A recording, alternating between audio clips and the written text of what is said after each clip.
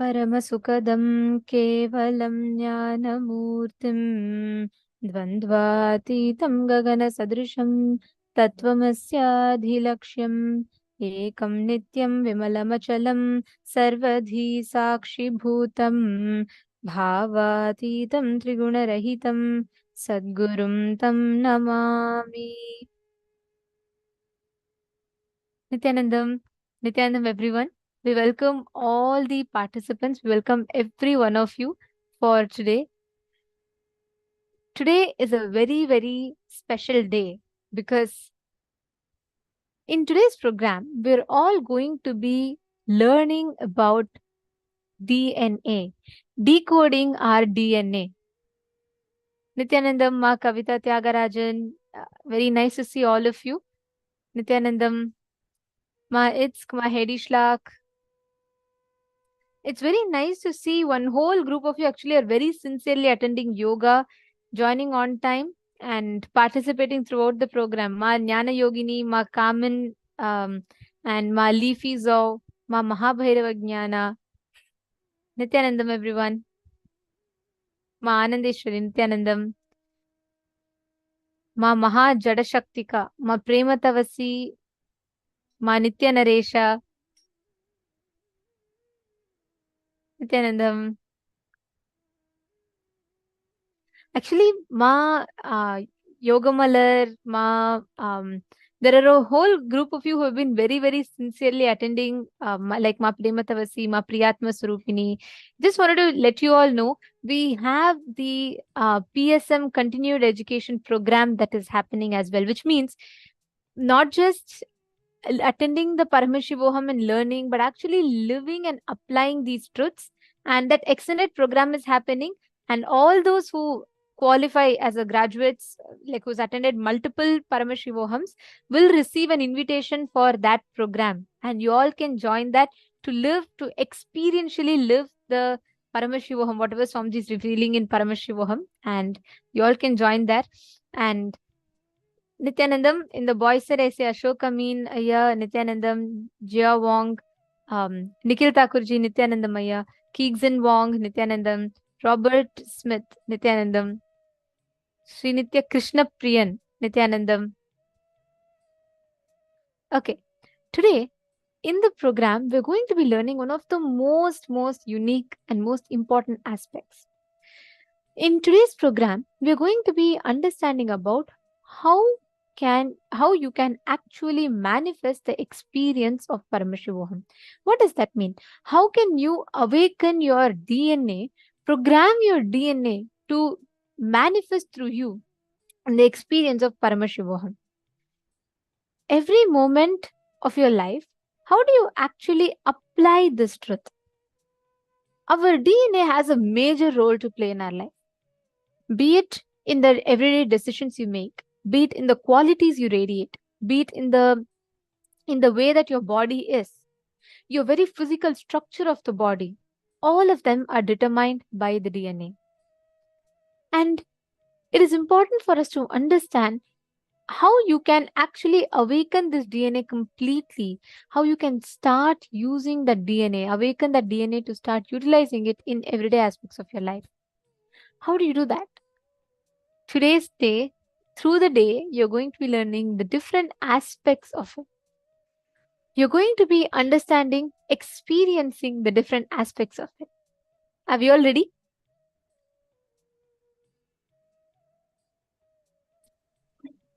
Today, all the participants that are here with us, just wanted to tell every one of you, if you have anyone that is, especially the people that have some genetic disorders, please take some time to reach out to them, and that will really help them in their lives, tremendously help them.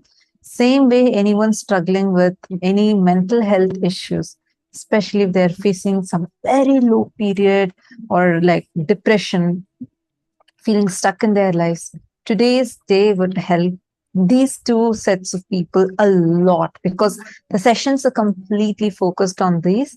And the very first session that we are going to be having is the session on Swarga Loka. This is the Loka that we are going to be experiencing today. This is the right above planet Earth. Not planet Earth, I should say the Bhumandala, the Bhuloka. The Loka that is there, that we are going to be experiencing, is called as the Swarga Loka. Like Bhur, Bhuvar, and Swarga Loka. And this is the Loka that we all generally call as heaven. And it's not like just what we generally understand as heaven. It's not limited to that. It's much, much, much more than that. Swamiji is now going to be revealing its secrets. So let's listen to this revelation now from Swamiji. Swarga is not the heaven ordinary human beings understand. Swarga is not given to you if you believe in some ideas and don't believe in some ideas. Swarga or Naraka is manifested by you, by your time, space, elasticity, elongation possibility. When your space behaves with elasticity and manifests your time, either by elongating it or shrinking it, you manifest Swarga or Naraka in you. The time-space shift, elasticity base on which elongating or shrinking of the time experience happens in your being. That space is your identity. Your identity, your being is experienced by you. It is rooted in your ability to elongate the time or shrink the time. That is where you experience personal freedom.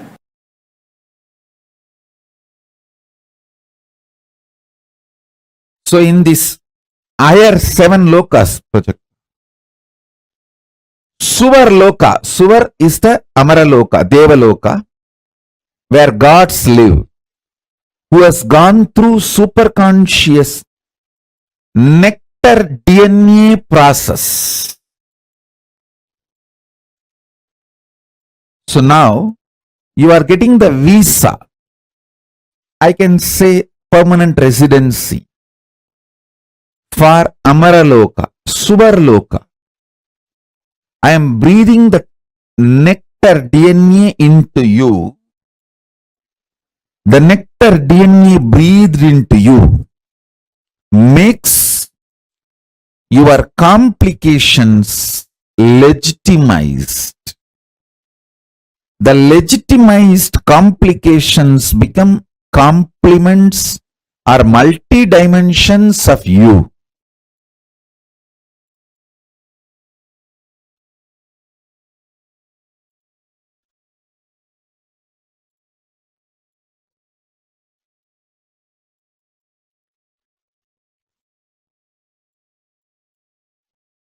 The first loka,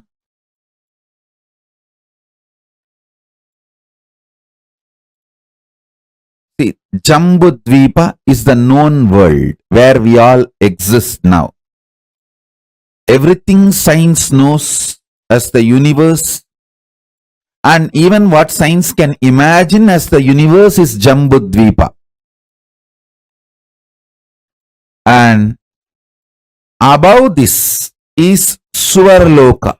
A new kind of intelligence will be awakened in you, where your pleasure, making money, making relationships, health, all will be absolutely aligned. They will not be conflicting each other, complicating each other. They will just be complementing each other. You will go to gym and do yoga and gym and have your health and find your girlfriend, boyfriend there and make few millions there. You don't need to do something separately for millions, something separately to find boyfriend, girlfriend, something separately to keep you healthy and active. It will all suddenly get more and more complementing each other. Conflicts and complications drop when your consciousness is raised. Legitimizing your complications into multi-dimensions of you and making them as part of or complements of your very being. You will just seamlessly exist with all the core aspects of you. Absolute unclutching and extreme romance. Absolute health and extreme sensual enjoyments. Absolute completion and powerful way of dealing with all conflicts. When the superconscious DNA is infused into you, not just diseases disappear, the health in the different level happens. Amrita, nectar, is the superconscious principle with which the mutation, superconscious mutation will be done today. Listen. The first vertical time zone, Swarga Loka, it is called Amara Loka, where people who had superconscious mutation with the nectar lives. I'll define nectar. Listen.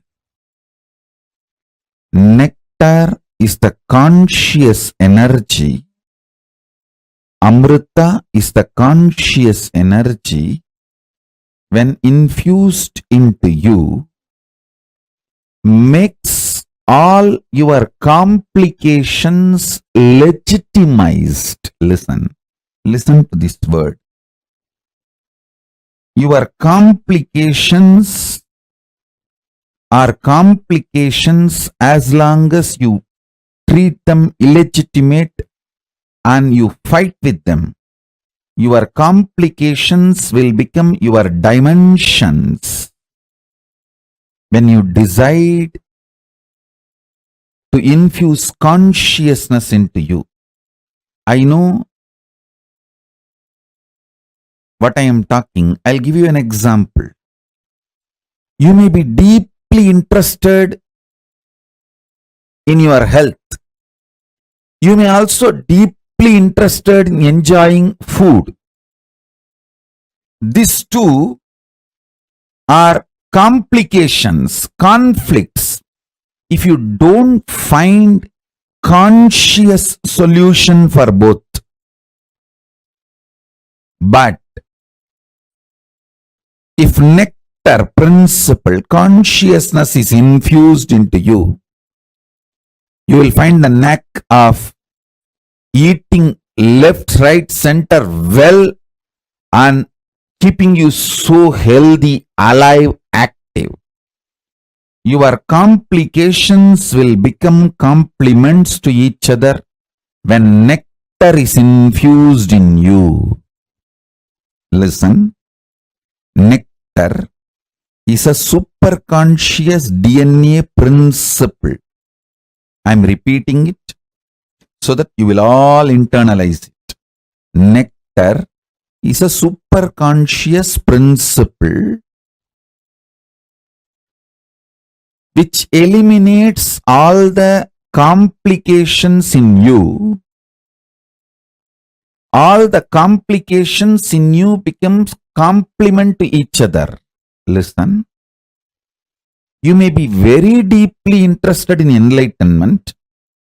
You may be beautifully, intensely enjoying sexual, sensual experiences of life.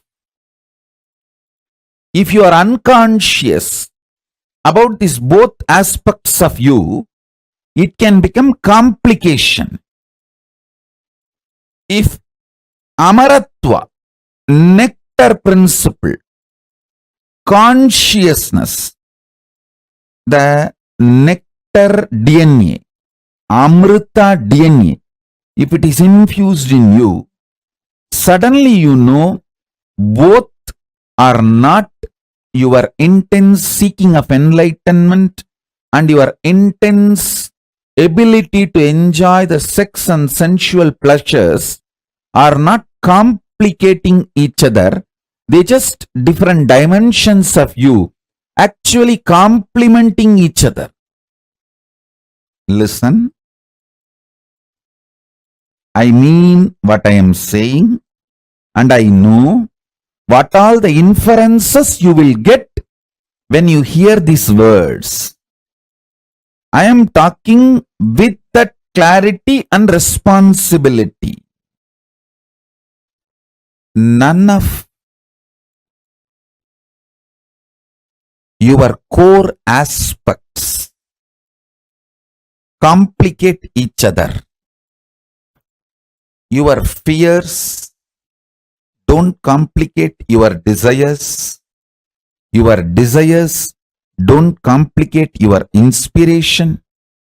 Your inspiration don't complicate your fears. Your fears don't stop your enlightenment.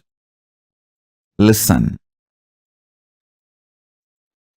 All your core aspects are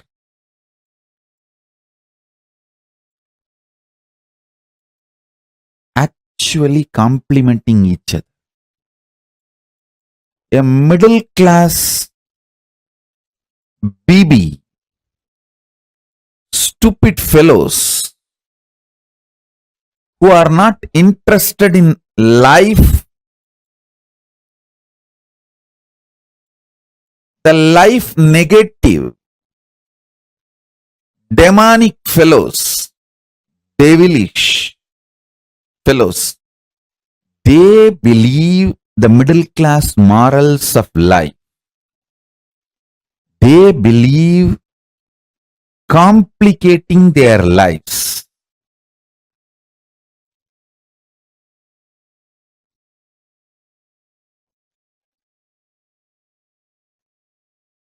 When nectar DNA, Amrita DNA is infused in you, you will realize everything in you is immortal. Your ability to manifest power is immortal. Your ability to seek enlightenment is immortal. Your ability to seek Paramashivatva is immortal. Your ability to enjoy sexual pleasure is immortal. Your ability to live forever is immortal. Your deep desire for your Bonda Vadai is immortal.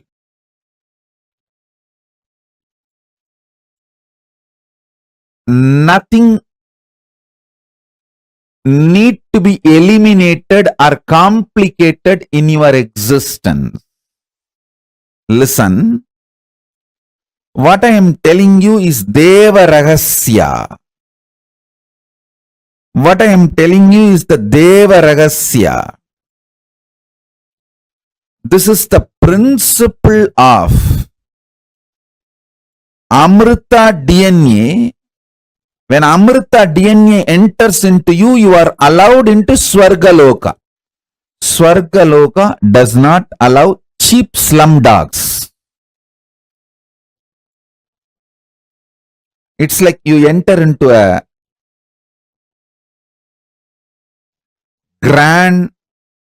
7-star casino in Las Vegas and ask, oh, is gambling moral?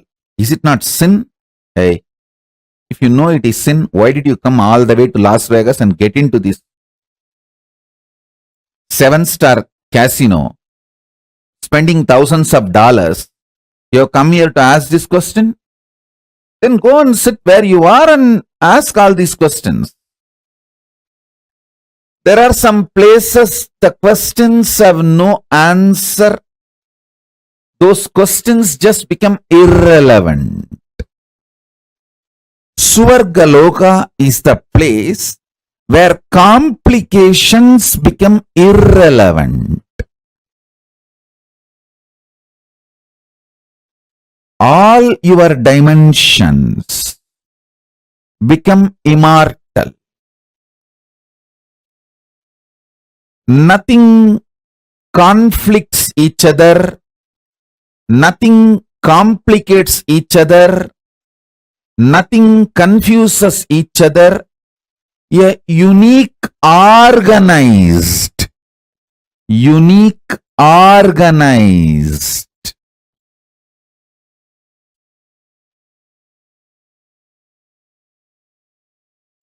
multidimensional being starts opening up in you when the conscious DNA, Amrita DNA, is breathed into you. Listen, this Amrita DNA superconscious mutation suddenly will take away a lot of your complications. Don't be afraid of life.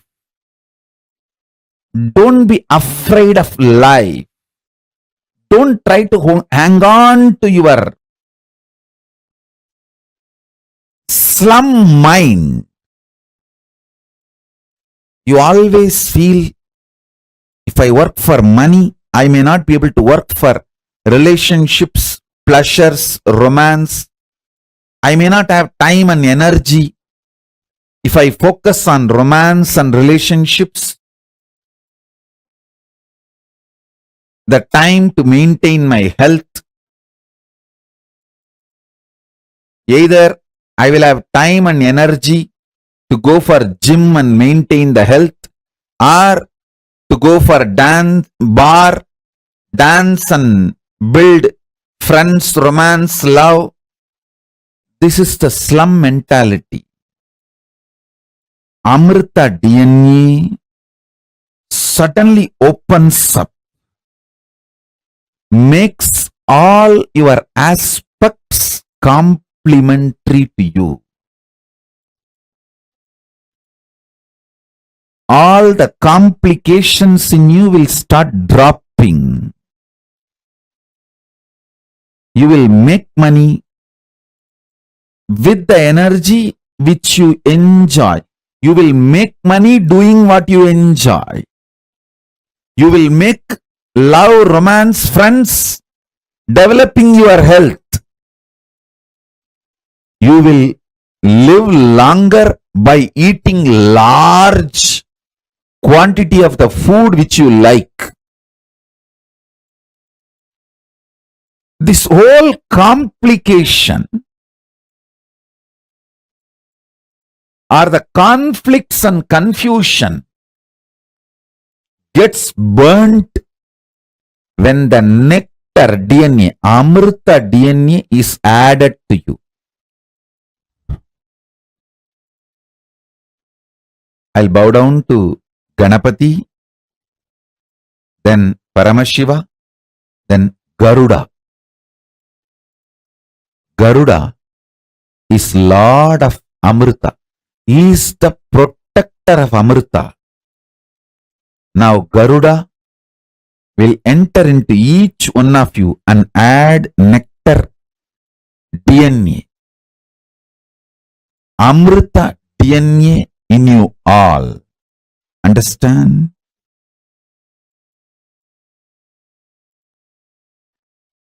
Amrita gives entry into Amara Loka, which is Swarga Loka, the first vertical time zone. All the devatas are called Amaras in Sanskrit because The Amrita superconscious DNA process is done inside you. Listen. The process now going to be done is eternal. Nectar principle, Amrita principle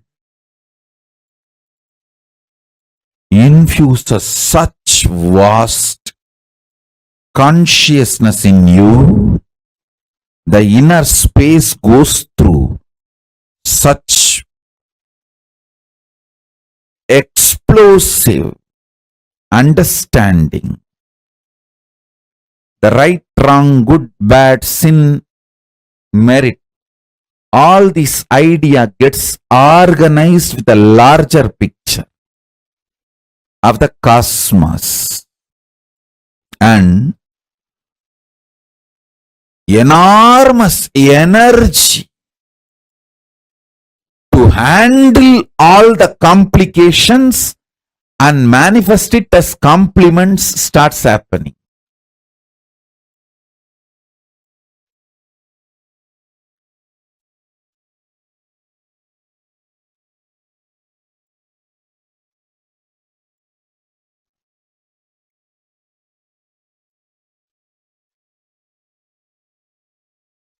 In human level, whatever you perceive as complication,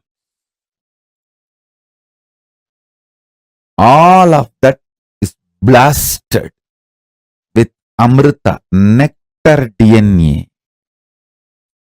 And this nectar DNA suddenly makes each of your complication immortal, and that becomes complement dimensions of you. No more complication.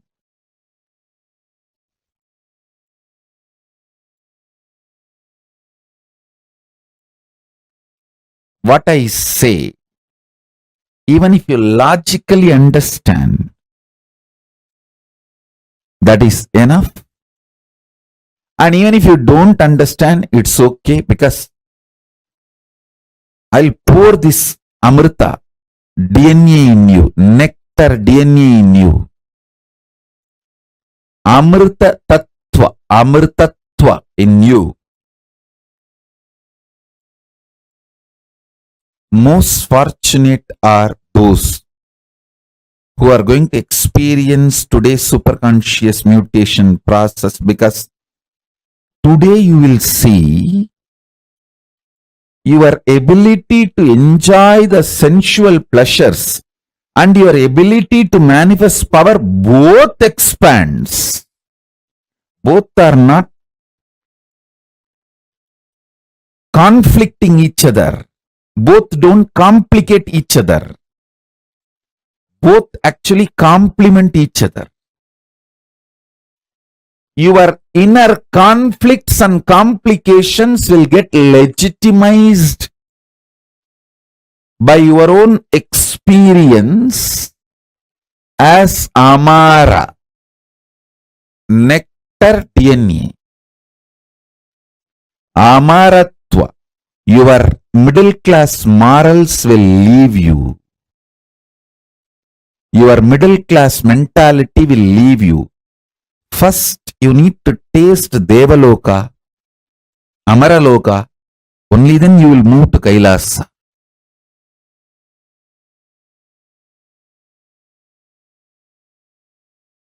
Listen.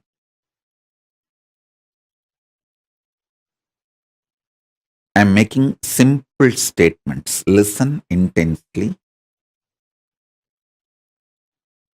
The part of you which you denied due to your self-doubt, self-hatred, self-denial, SDHD. The part of you which you denied due to your self-doubt, self-hatred, self-denial. Sometimes you know You have the higher possibility, but even you have the fear, you may not be able to handle yourself in that higher possibility. Fear that you may fail, collapse, fall down again and again. Because of that fear of failure, the possibility which you deny is your identity, your self in Swarga Loka. The whole which you are denying is yourself in the Swarga Loka.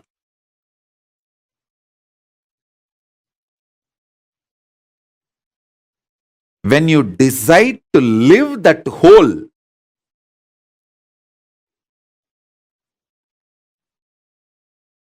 by being ferocious with your self-doubt, self-hatred, self-denial, saying, hey, if I fail, it's okay. Failing is not wrong, but being in the space without trying is the real crime. Let me jump and fail, nothing wrong. Try. When you decide, you reach the Swarga Loka. You face yourself in the parallel universe of Swarga Loka.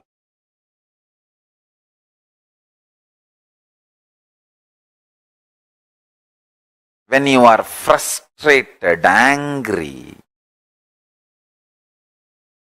I tell you,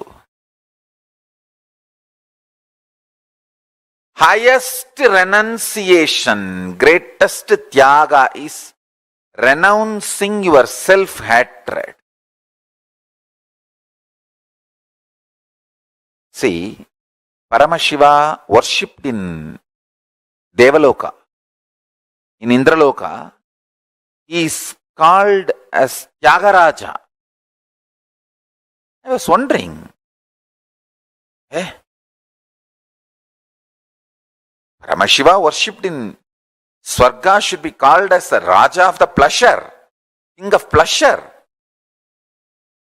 Why is he called as Tyagaraja?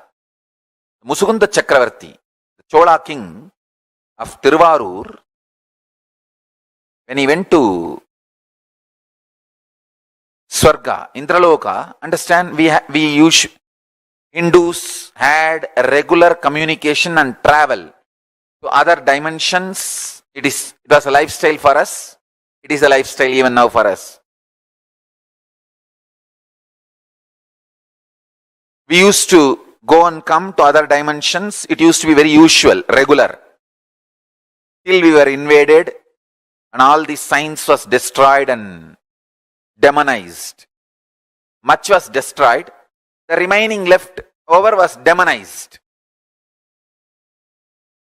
The Musukunda Chakravarti went to Swarga Loka and he even helped Devatas in their war with Rakshasas. Because he helped and they won the war, the Devatas head of the gods, Indra, wanted to gift him something. He asked, "O Musukunda, you are such an amazing help and support and friend for me. Please ask what do you want." And do you know funny thing? Musukunda Chakravarti did not ask, "I want to stay in Swarga." No, he said, "My Chola kingdom is much more amazing than Swarga. There's nothing you can give me. There's nothing you can give me. I have everything more than Swarga." I looked around, it looks too poor. There's nothing which is not there in Chola Samrajya, Chola kingdom in Swarga. Indra was very ashamed. He said, please ask something, because I need to keep my pride and I need to save my face. I have to gift you something. You came all the way from Bhuloka and helped me and I won the war because of your strategies and support. Please ask something and take. So it will give me a feeling fulfilled. And I showed my gratitude. Then Musukunda Chakravarti Said, all right. One thing I liked in your Devaloka, Indraloka, the beautiful deity of Paramashiva you are worshipping. In Tiruvarur we have a great temple, but our main deity, Paramashiva, is Swayambhu Murti. The deity you are worshipping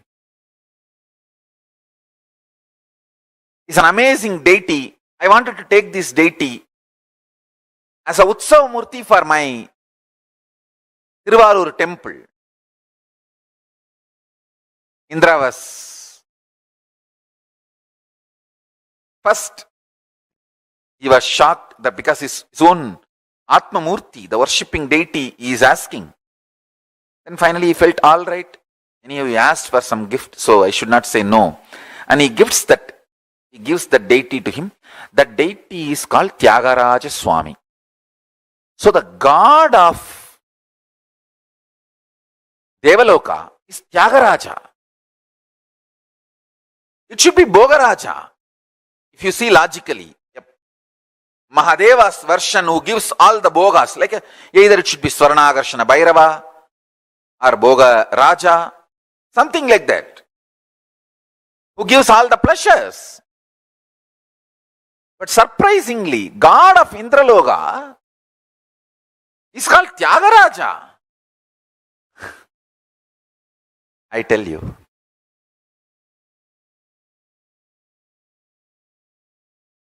if you learn Tyaga, you will be in Swarga. If you learn Tyaga, you will be in Devaloka.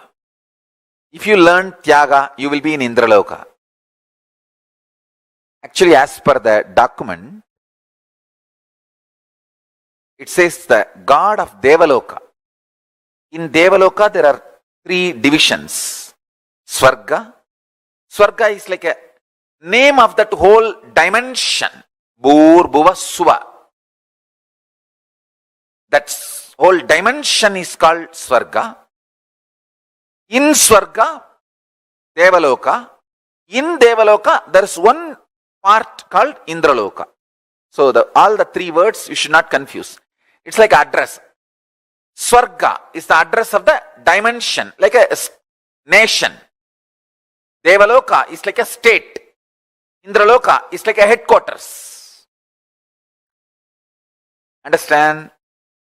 Hindus had a clear communication, traveling, even luggage transportation. Things used to go from here to there and from there to here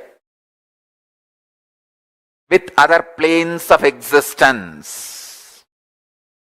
Nobody is alien for us in the whole cosmos. That is why the word alien does not exist in Hinduism. Understand? I was wondering why God of Devaloka is called Tyagaraja. Either he should be called Yogaraja. If you do yoga, you will reach Devaloka. Or he should be called Bhogaraja.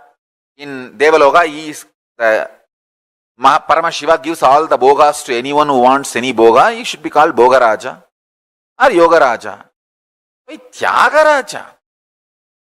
Tyaga is the key to become God.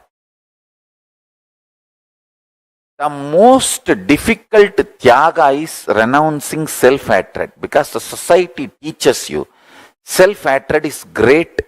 It makes you delude between humbleness and self-hatred. Listen.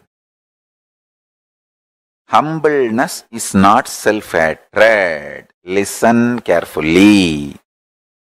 Self-hatred is thinking you are less. Humbleness is thinking about you less. Less self-remembrance is humbleness. Self-hatred is constantly thinking about you, but very cheap. very low. Understand, there is a big difference between humbleness and self-hatred. Person with self-hatred will never be really humble. Adivinayam durta lakshanam. He will show himself very humble. But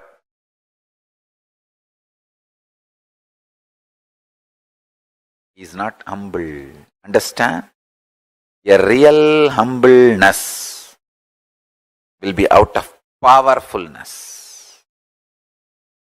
Society deludes you, makes you mistake humbleness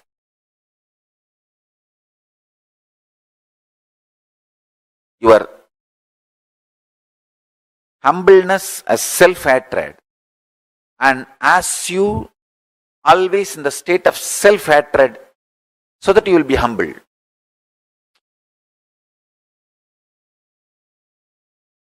Self-hatred is not humbleness. Most difficult thing to renounce in the life is self-hatred.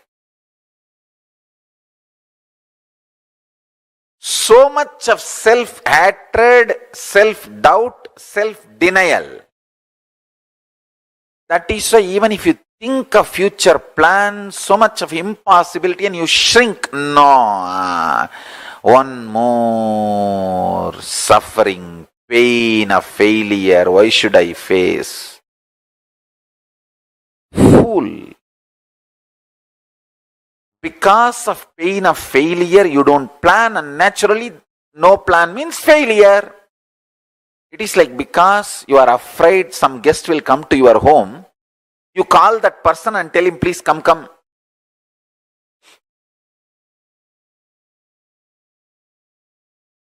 You are afraid failure will come to your life, and you stop planning and force the failure to come to your life.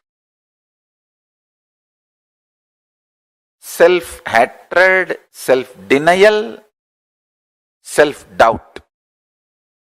Most difficult thing to renounce in your life is SDHD. Renounce that. Dhira, courage is moving the SDHD out and having the vision for your future.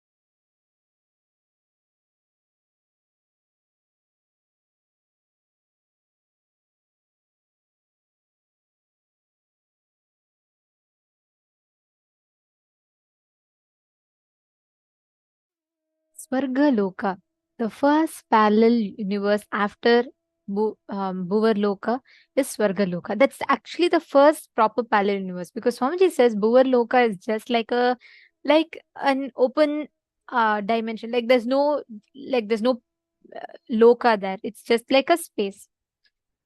Swarga Loka, like the way Swamiji explained it, is so beautiful, because we never really understand. When we all talk about the concept of heaven, we think heaven means, oh, okay, it's all about pleasure. But what exactly is heaven? What, when we say pleasure, our understanding of pleasure is so filled with the limited understandings of what we experience in Bhuloka. But like Swamiji beautifully explained, Swarga Loka is the space where you can decide only for life. This place where nothing can ever go wrong. That is where gods live. Actually, our body is hardwired to migrate to these vertical time zones. When you go to Swarga Loka, it is also called as Amara Loka. You know why? Because it's absolute youth, absolute excitement, energy, power, absolute bliss, no boredom, no tiredness, eternal life. Eternal life is what is called as Amara Loka. Actually, in Swarga Loka, right, the movement of time does not tire you. Every moment that time passes, time does not tire you. So you never age. What is aging? As time passes, every time, the moment, every second that the time, the skin of the cosmos rubs against your skin, you get tired. You get, as you keep tiring, you keep aging. But in Swargaloka, time does not tire. That is why Swargaloka exists where no one ever gets tired of time passing. See, most of the times you always feel constantly, oh, if I work for money, I may not be able to work for relationships. I will not be able to work for, all the other, the pleasures that I get. I may not have time, energy. If I focus on romance and relationships, the time to maintain my health will not be there. And how you will be able to go, if you focus on health, you will not be able to go for have the pleasures of enjoying the bar, the drinks, the dance. But we're always afraid of expansion in life. Some point, we all deny life due to our self-doubt or our projected fears. Many times we say, oh, just now I finished, let me live my life peacefully for some time, then let me think about all of this. I think it's too much to cognize right now. I don't think I'm ready for it right now. How many of you experience like this, where you are afraid to make certain decisions and actions because of your doubt and fear? How many of you have these kind of incidents in your life where the part of you which you denied due to your self-doubt, self-hatred and self-denial means you have the higher possibility, but even you have the fear you may not be able to handle yourself in that higher possibility. Fear that you may fail, you may collapse, fall down again and again. And because of that fear of failure, the possibility which you took, which you deny, that is your identity, yourself in Swargaloka. When you decide to live that whole by being ferocious with your self-doubt, you say, hey, even if I fail, it's okay. Failing is not wrong. But being in the space without trying is the crime. Listen very carefully. You may fail 20 times. You may declare the project. You may keep failing. Failing is not wrong. But if you decide you will never stand up with that failure, that is wrong. See, imagine all of you, every one of you here, you were all, when you were young, you didn't know how to walk, right? All of you here, 100% of you here, as young children, would have stood up, fell down 100 times. But thank God, society didn't teach you the concept of failure at that point in time. Otherwise, imagine no child will be able to walk. Human beings will be crawling, only crawling. Why did we start walking? Because when we are young, our consciousness expresses itself. We do not put that blockage called failure. Because you don't give up, you keep doing. That's why you start manifesting. Otherwise, this concept of failure, this concept of, oh, this is not happening, it is a failure, comes in and just disrupts the whole inner space. Otherwise, Ma, Melanie is saying, Ma, that is such an astounding thing to realize. Isn't it so true, Ma? Like, imagine, otherwise, all of us would have by now only been crawling, correct? Imagine the first time you fell, if your mother told you, oh God, it's a failure. You're a failure, you're not being able to stand. If the concept of failure was introduced to you, the whole humanity would be like lame. Nobody will be able to walk, will be crawling. Or probably never realizing a potential even to move. Because you did not know, first time when you fell, you thought it's okay. Again, you stood up. It was not second time you worked. 100 times you would have fallen. Luckily, fortunately, kids don't know failure. That is why Swamiji tells failure is a crime. Means labeling things failure. You can fail. Things may not happen. But stopping at that without trying is the real crime. That means Swamiji tells that's worse than suicide because you're destroying your own possibility. You're denying your possibility. How many of you are catching this? See, for example, you may be in a situation where 5 years you try to earn money, but you're not able to make money. Again, being afraid of trying is the crime, is the Atmahatya, is a spiritual suicide you commit. Because just by you deciding not to further, you are denying a possibility of yourself. Actually, I request every one of you here to take a few minutes, pen down what are all the decisions you made where you denied because of your self-doubt or self-denial. Take a few minutes and please pen down all the situations where you denied your higher possibility because of your self-doubt and self-denial.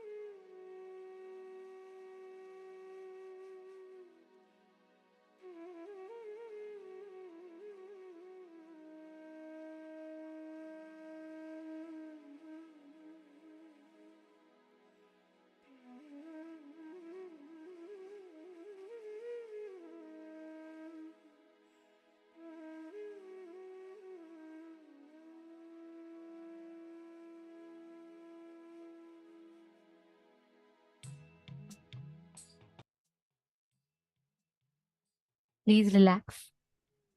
See, whenever you experience the space of completion, whenever you manifest inside of you the space of completion, you literally manifest the ability to connect with nature. Today, we're all going to be manifesting a beautiful power called the power of Bhuta Jaya, the power of oneness over the elements. Every one of you that are sitting here right now, whenever you tune yourself into the space of completion, right, you actually start manifesting the ability to connect with nature. You start manifesting the ability to experience that space of oneness.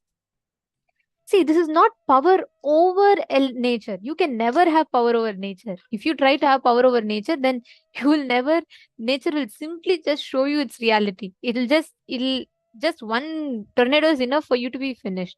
You can never try to conquer something. This concept of conquering is completely westernized idea of way of thinking. This power is power of oneness with the elements. When you connect yourself from the space of oneness, this power manifests in you. Take a few minutes. I request all of you to connect with wind. Just sit, experience tremendous friendliness with wind. Just connect to it and play with it. Just play with the wind energy and try using that wind energy to move a curtain, to turn off a flame. Try using that for something, but intensely sit and do it. You Paramashiva will immediately actually see the wake up way in the you. manifestation will start happening. Just remember this one powerful cognition.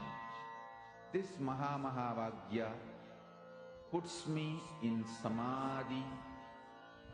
This is spiritual lullaby for Samadhi and Suprabhatam, wake up song for Paramashiva in me. For Paramashiva to manifest. With this one spiritual powerful cognition, chant this Mahavakya.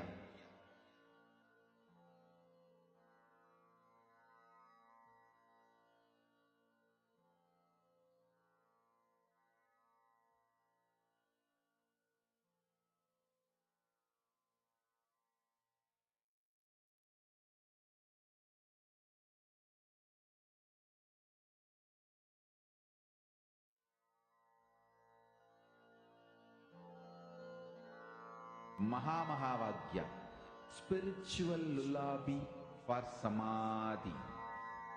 And Suprabhatam, wake up call, wake up song for Paramashiva.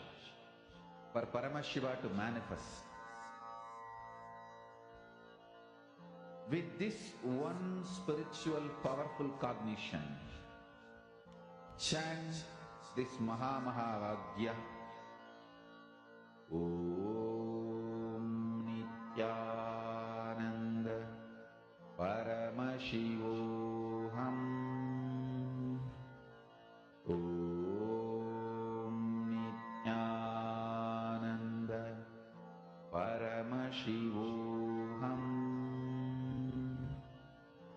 Om Nithyananda Paramashivoham. Om Nithyananda Paramashivoham. Om Nithyananda Paramashivoham.